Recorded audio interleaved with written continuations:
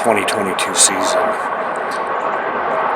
Had a handful of bucks I was after. The prior season, I had a buck named Slim Shady that I filmed right here in this corner, tending a doe, breeding her and guarding from some other bucks. I could just never get them to come in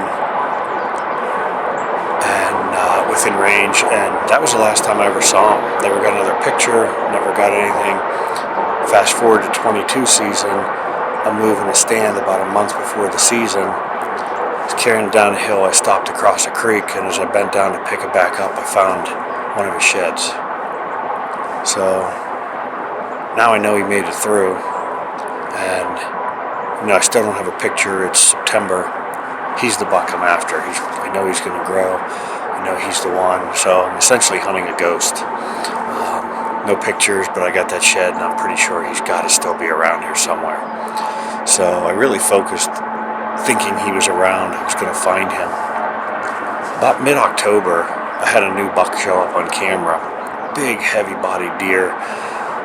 First time I saw him, he was in the backyard, snort wheeze just off camera. He was always posturing, always really seemed to be the dominant buck on the farm. I started getting pictures and videos of him on the trail cams, and it seemed like every time he was around, he was scraping, he was posturing, he was really showing he owned the farm.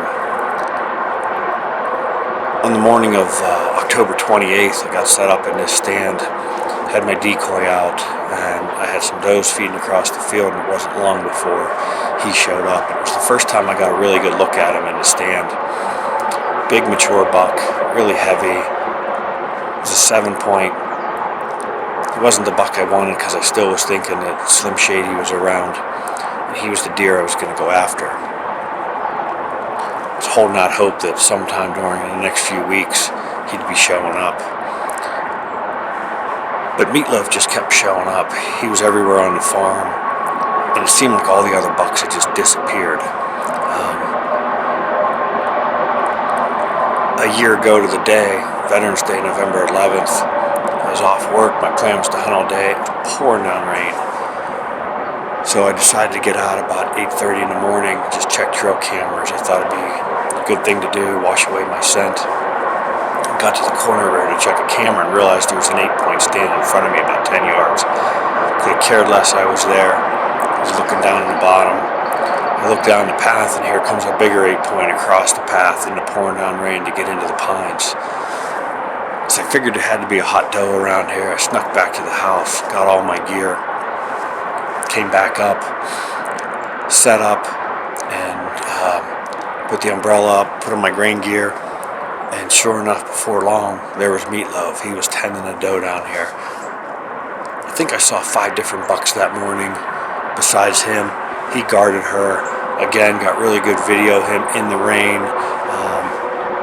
That day never really presented a shot, but still, I wasn't looking for him. And then never saw him again, and bucks started showing back up on the farm. I just assumed he was gone, either moved on or something. So now we're into the 23 off season. I'm running trail cameras, I'm checking everything out, and I get this buck that shows up on camera. Big, heavy, wide 9-point. He's got a sticker off his backside. His G2 actually looks like it broke off during velvet and then grew straight back. And immediately I was like, this is the buck I want. This is the one I'm going to hunt all season. I set my sights on him. I had another big 9-point, I had a big 8-point, I had another 8-point they called the Diamond 8. I had 4 bucks that were really good.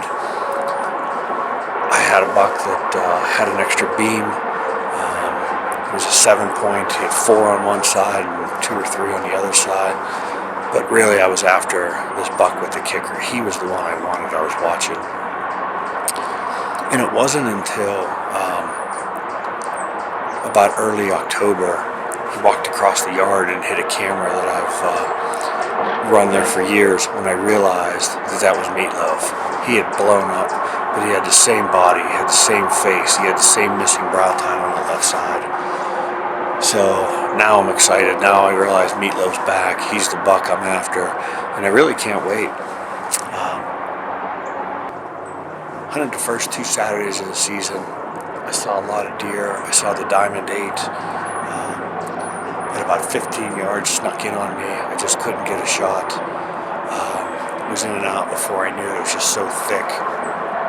And I'd moved my stand after the first day. Second Saturday of the season, I'm in the new stand location. I look down, there's an 8-point stand underneath my stand, a new one. Hadn't had any videos, I'd never seen it before. Videoed him, and 5 minutes later, my dad calls, he had shot it. So he shot a buck off the farm, which was great to see him. He's taken a few here over the years, and now I thought I could really focus on the rut. I wasn't planning to hunt the next few weeks. I was going to keep things kind of quiet on the farm and really focus on when could I get out here, start watching my camera, start watching everything. I started watching a lot about the moon and the effects it had on deer movement, and looking at moon position and focusing really on when it was overhead and under feet. I looked at the dates of October 17th, 18th, 19th in the evening. All those days, right about 4, 5, 6 o'clock, the moon was going to be directly overhead. And something told me, come back here in my rut stand, give it a shot this year. See if I could, see if what they said about the moon and, the moon high overhead right before sundown would get him on his feet. I was in the stand about an hour. I had a button buck come out of the apple orchard here, feet across in front of me, and I'm sitting there, I looked down, and all I could see were antlers coming. My guess is he had bedded down below in that overgrown field below the pines. He started working his way up. Hit my path at about 42 yards, quartering away. I decided it just wasn't the shot for me. It was a little bit far for what I wanted to do. I knew it was early in the season. I know he owns his farm.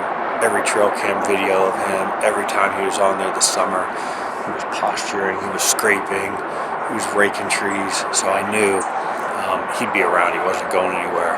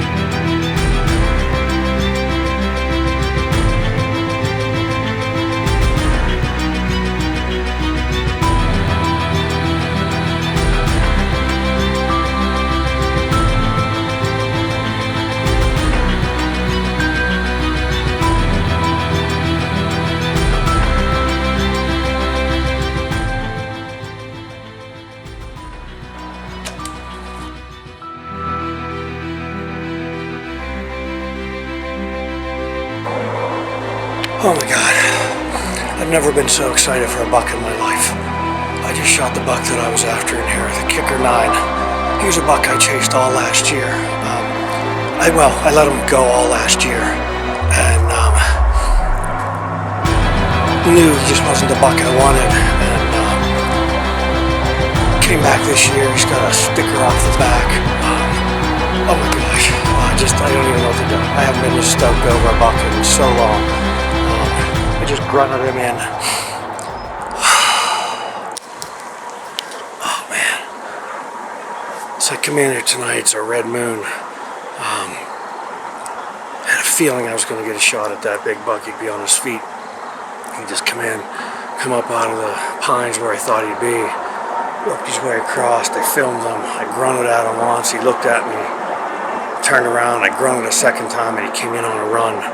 And he was right here at about 12 yards. A little bit quartering to. He started to turn just as I shot, but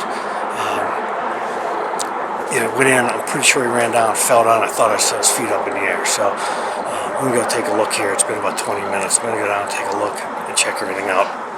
All right, so here I am. with my 2023 PA archery buck. As you can see, really nice buck's got this little tiny bent over in velvet. Here I am, give you a good look at him. So it's October 18th in the evening. I decided to get out here with the moon and everything going on. And he come up out of his bottom, came across the field. I was able to grunt him in and call him back in. And presented a shot at, I don't know, about 10, 12 yards and down over the hill here. So this is him, 2023 PA archery buck. And it was just, really unbelievable to see,